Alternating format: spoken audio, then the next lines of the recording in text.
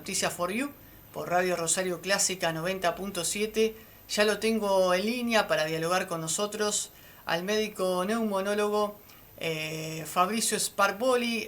Fabricio, ¿cómo estás? Esto es Noticias for You por Radio Rosario Clásica 90.7. Te saluda Julián Zapata. ¿Cómo estás? ¿Qué tal? Muy buenas noches, gracias por la invitación. Bueno, Fabricio, contanos un poco el tema del tabaco, por empezar, en cuanto al sistema pulmonar del ser humano, cómo afecta esta adicción que es silenciosa y muchas personas lo niegan, aunque no reconocen ser adictos al tabaco.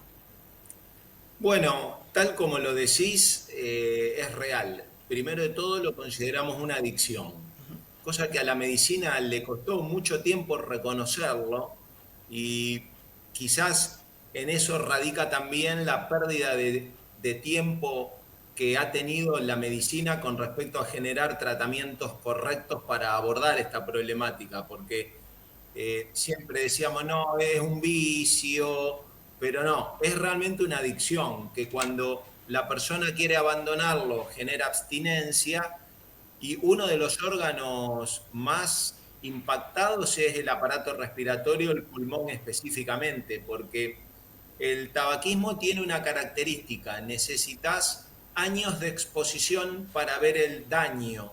Entonces, lo hace casi te diría una sustancia ideal para perpetuarte en una adicción porque necesitas mucho tiempo para que te genere un daño. A nivel respiratorio, lo que más vemos es la EPOC, la enfermedad pulmonar obstructiva crónica, que es casi te diría el arquetipo de daño pulmonar que puede originar. Hay otras patologías, el cáncer de pulmón, y hoy en día también se lo está relacionando con la fibrosis pulmonar. Y en cuanto al alcohol, que también daña otros órganos del cuerpo, pero en este caso los pulmones, ¿cómo afecta al ser humano?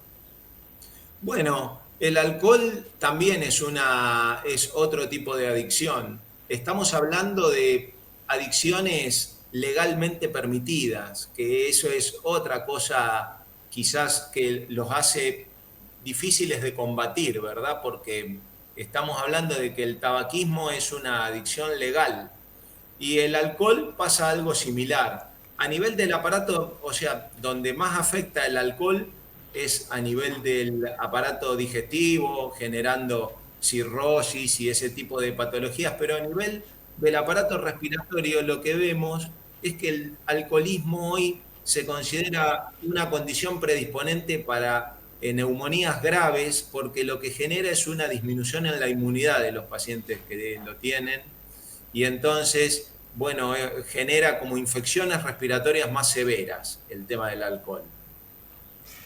Claro, y esto obviamente a corto plazo no se ven los daños, pero a largo plazo empieza a afectar el sistema pulmonar de la persona y bueno, puede causar enfermedades graves. Sí, con respecto al tabaco, vos tenés efectos a corto, a mediano y a largo plazo, tal como lo dijiste. Y claramente los efectos más dañinos son los que se producen a largo plazo, que son el daño y la destrucción del parénquima pulmonar, que eso conforma lo que denominamos EPOC, enfermedad pulmonar obstructiva crónica, que genera en la persona dificultad para respirar, una tos crónica, la famosa tos del fumador ya es un Sí, indicio de que algo está sucediendo, porque no es normal tener tos si fumás o si no fumás. Entonces va habiendo como un acostumbramiento, viste, por parte de las personas en atribuir los síntomas a que, bueno, hoy cambió el tiempo, tomé frío, o no sé, soy alérgico, y bueno, convivir con esos síntomas, pero sí, es un problema a nivel mundial, creo, ¿no? ¿Y existe una solución posible o cuáles son las soluciones para este problema? Bueno, sí, claramente la solución es no fumar. O sea, parece simple lo que Sí, te digo, pero ahí radica el tema. No hay, o sea, no puede haber un término medio. Es decir, el fumo menos, fumo poco.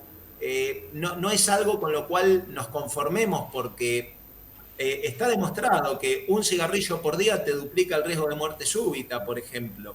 Y a su vez, ¿quién le pone el tilde de poco? Es decir, fumo poco significa qué, cuánta cantidad, porque algo que no podemos medir es la capacidad y la susceptibilidad individual. O sea, quizás a vos y a mí algo nos afecte de manera distinta. Quizá con menos dosis una persona tiene más daño. Entonces, el tema de poco es un engaño. Y mucha gente dice, no, fumo poco para querer autoconvencerse de que eso te va a generar menos daño. La manera de abordarlo es con los consultorios de tabaquismo y hay tratamientos que están avalados desde el punto de vista médico para poder utilizarlos como terapia antitabaco. Claro. Y es un problema grave la adicción al tabaco o al cigarrillo porque el adicto, como dije al principio de la entrevista, no lo reconoce y después ocurre un episodio trágico que, bueno, afortunadamente lo deja con vida, pero que lo hace tomar conciencia y a pesar de eso, algunos siguen fumando, siguen inmersos en la adicción. Sí, tené en mente que son adicciones. Sí, sí, Todas las adicciones tienen ciclos donde la gente están caracterizadas por tener ciclos de abandono y recaída, que forman parte de la adicción. Cuando una persona viene para que le hagamos un tratamiento para dejar de fumar, le aclaramos, mirá que las adicciones tienen recaídas. claro. Yo sí te diría hoy que la principal adicción, en mi opinión personal, y como lo estoy viendo, comparto distintas miradas, es el tabaco, digamos, es el tabaquismo. Mucha gente que ha abandonado otras adicciones te cuenta cuánto le cuesta dejar de fumar, mucho más que dejar otro tipo de adicción, digamos, ¿no? Así que la nicotina tiene un altísimo poder adictivo, altísimo, y realmente eso se hace un problema. El dejar por miedo o por temor porque te sucede algo es como un arma de doble filo. En realidad, nosotros debemos apuntar a convencer a la persona y que note la diferencia entre fumar y no fumar. Los beneficios del dejar de fumar tiene que ser el objetivo, que la persona lo vea y lo note y apuntar a eso, porque cuando se le pasó el miedo, es como vos decís, agarra nuevamente el hábito. Claro.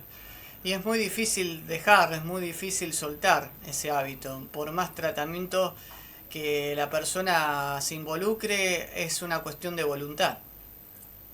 Mira, es como por ahí escuché, es difícil, pero no imposible. Claro, claro. Digamos, siempre una parte es la voluntad que la persona le ponga, pero aún así hay mucha gente que pone voluntad y no logra, digamos, llegar al objetivo. Entonces, para esas personas tenemos tratamientos farmacológicos que pueden abordar las dos cosas que vemos en las adicciones. Es decir, un tratamiento para evaluar cualquier adicción debe generar menos ganas, en este caso de fumar, y debe intentar que la persona tenga menos abstinencia, es decir, que cuando deje el fumar no tenga síntomas de abstinencia, que son los síntomas que aparecen cuando la persona abandona el hábito.